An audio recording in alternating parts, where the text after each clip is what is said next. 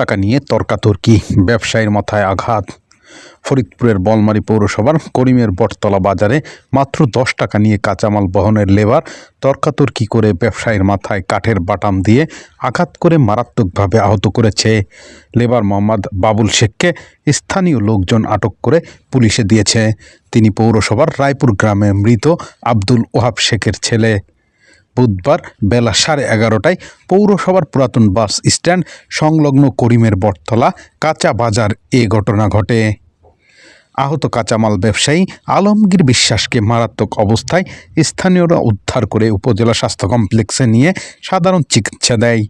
অবস্থা সংকটাপন্ন হয় তাকে সেখান থেকে ফরিদপুর মেডিকেলে প্রেরণ করা হয় বলে নিশ্চিত করেন জরুরি বিভাগের চিকিৎসক ডাক্তার সাবরিনা হক রুম্পা।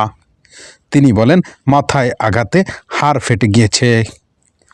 প্রত্যক্ষদর্শী আল আমিন বলেন, এই জায়গায় আমি গেছি পানের দোকানে, আমার ভাইরা কাঁচামালের ব্যবসা করে, পান আনতে পাঠাইছে, পানের দোকানে গেছি। তা পানের দোকানে থেকে পান নিয়ে আসার পথে দেখি দোকানদার আলমগীর ভাইয়ের সাথে ওনার ঝামেলা হয়েছে, মানে বাবুলির সাথে আলমগীর ভাইয়ের ঝামেলা হয়েছে। তা হওয়ার পরে ওই বাবুল আবার চলা আনতে গেছে, ঠিক আছে, চলা আনতে গেছে। তা আলমগীর ওইটা দিয়ে ও দোকানের থেকে বাইরে হয়ে গেছে। বাইরে যাওয়ার পর আগে যে হলো বাবুল ভাই চলা ধরছে হাতে, ধরার পর আলমগীর ভাই যে চলা ধরতে গেছে ধরছে হাতে নিয়েছে, আর ওই বাবুল হলো মাথায় তুলে একেবারে মাথা তুলে জোর একটা বাড়ি মেরে দিচ্ছে।